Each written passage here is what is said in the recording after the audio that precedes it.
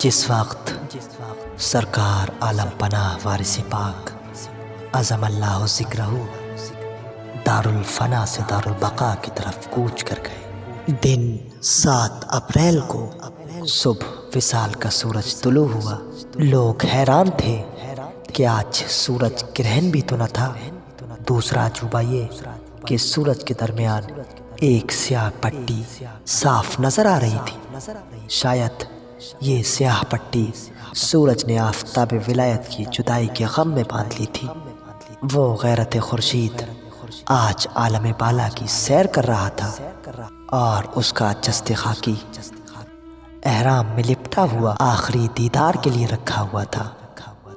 آخری دیدار کی لذت حاصل کرنے کے لیے لوگ پروانہ وار نیچے اوپر گر پڑ رہے تھے۔ اتنے میں ہوا کا ایک تیز جھونکا سائیں سائیں کرتا ہوا داخل ہوا، جس میں آہو بکا کی غیر مانوس آوازیں گونج رہی تھی۔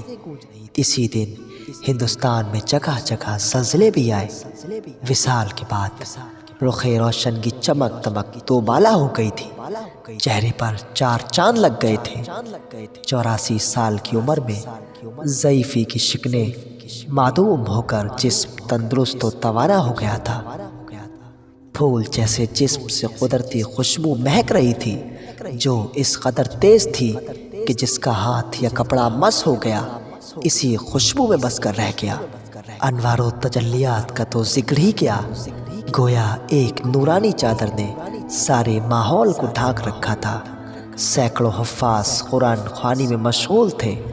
دوپہر تک 40-50 ہزار لوگوں کا ہجوم ہو گیا، اور پھر دور و نزدیک کے تمام مکانات عورتوں اور مردوں سے بھر گئے۔ ساری سڑکیں، سب راستے آدمیوں سے پٹے پڑے تھے۔ بستی سے باہر تک میدان میں میلہ سا لگا ہوا تھا، حتیٰ کہ مجمع اس قدر بڑھ گیا کہ جنبش کرنے کی گنجائش باقی نہ رہی۔ جو شخص جس جگہ پر تھا وہیں پھنس کر رہ گیا۔ انتہا یہ کہ آدمیوں کی بھیڑ کی وجہ سے آستانے کے اندر اندھیرا ہو گیا۔ دن کے وقت متعدد شمعدان اور لالٹینیں روشن کرنا پڑی۔ اس کے ساتھ اب یہ خطرہ بھی پیدا ہو گیا کہ اگر جنازہ شریف باہر نکالا گیا تو ہزاروں لوگ دیدار کی وجہ سے زخمی ہو جائیں گے۔ اس الجھن کو سلجھانے میں درگاہ کے انتظامیہ لاچار اور علاقے کی پولیس مجبور نظر آئی۔ نظام عالم درہم برہم ہو چکا تھا۔ ایسی صورت میں صف بندی کا انتظام کون کرتا اور کعبے کی سمت کا تعین کیسے ہوتا؟ اسی عالم میں جو آدمی جس رخ کھڑا تھا وہیں اقتدیت بہذا الامام کہہ کر نیت باندھ لی۔ جنازہ بیچ میں اور ہر طرف نمازیوں کا حلقہ، گویا قطبیت کی شان اور کعبے کی عظمت آنکھوں سے دکھاتی، کیونکہ نہ قطب اپنی جگہ سے ہلتا ہے اور نہ ہی کعبہ اپنا مقام چھوڑتا ہے۔ دیوے کو تم نے قبلہ دی کعبہ بنا دیا۔ دیواروں، کوٹھوں اور درختوں پر بھی نماز جنازہ ادا کی گئی۔ ہر 4 طرف سے آنے والے مریدوں کا سلسلہ ختم ہونے میں نہ آتا تھا، چنانچہ اشخاص نے مختلف مقامات پر 17 بار نماز جنازہ ادا کی۔ مجمع کی کثرت کے سبب جنازہ اٹھانے کا تو سوال ہی نہیں پیدا ہوتا تھا، اور پھر آپ کا ارشاد بھی تھا، فقیر کا جس جگہ انتقال ہو وہیں دفن کر دے۔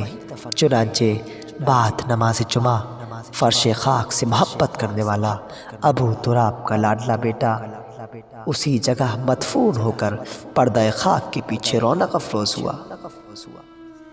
دفن کے بعد یہی صورت رہی کہ ایک پر ایک مٹی دینے کو گرا پڑتا تھا۔ غرض کے وقت اثر تک مٹی دینے کا سلسلہ جاری رہا۔ ہر 4 طرف سے آدمیوں کے گروہ پر گروہ چلے آتے تھے۔ بہت سے ایسے عاشق زار آئے کہ قبر شریف کو دیکھ کر بے ہوش ہو کر گر پڑے، اور بہت سے لوگ قبر شریف سے لپٹ لپٹ کر زار و قطار روتے تھے۔ دوسری طرف سینکڑوں حفاظ علل صبح وصل ہی کے وقت سے تلاوت قرآن میں مشغول تھے۔ اسی کے ساتھ ساتھ آس پاس کے علاقوں میں دور دور تک حفاظ اور قرآن خواہ حضرات کو فاتح صوم کی اطلاع بھی پہنچا دی گئی۔ चुनांचे शाम ही से मजीद हज़ारा हुफ़ाज़ का हुजूम होने लगा। सैकड़ों शम्मादान जा बजा रोशन कर दिए गए। रात ही से कुरान ख्वानी का नया दौर भी शुरू हो गया। सुबह होते होते 1000 कलाम मजीद पढ़ाए गए। दूसरे दिन 9 बजे सुबह कुल शुरू हुआ। 15-20 हज़ार जानिसारों का कसीर मजमा था। हज़ारों मुरीदों ने शीरीनी और शरबत पेश किया। महफिल में शरबत के सैकड़ों घड़ों और मनो मिठाई का ढेर लग गया। कुल पढ़ने के फौरन बाद जब सलाम आशिकाना पेश किया गया तो महफिल में कोहराम मच गया। सलाम में वो सोज़ो गुदास था कि जिसे सुन सुनकर आशिकों के कलेजे सीने से बाहर आने लगे। सलाम आशिकाना इस तरह है। सलाम आए बुलबुले गुलज़ारे वहदत, सलाम आए कमरिए सर्वे हकीकत, सलाम आए शम्मे बज़्मे मुस्तफ़ाई, सलाम आए नूर चश्मे मुर्तज़ाई। इस महफिल कुल के बाद भी रोज़ाना शब व रोज़ मज़ार अक़दस पर सैकड़ों कुल और मिलाद शरीफ हुआ किए। जो भी खातिम या मोतक़िद आता वो हस्ब तौफ़ीक़ कुरान ख्वानी या मिलाद शरीफ करा के कुल कराता। ऐसी मजलिसों में ये सलाम पढ़ा जाता था तो कलेजा मुँह को आता और सरकार की हयात तैयबा का पूरा नक्शा आँखों के सामने खिंच जाता था। अस्सलाम ऐ वारिसे आली जनाब, जाने जाने मुस्तफ़ा व बूतरा। अस्सलाम ऐ फ़ातिमा के नूर ऐन, ख़ास तस्वीर हसन शान हुसैन। सलाम हो अशरफुल आलमीन पर, सलाम हो हज़रत इश्क़ अलैहिस्सलाम पर।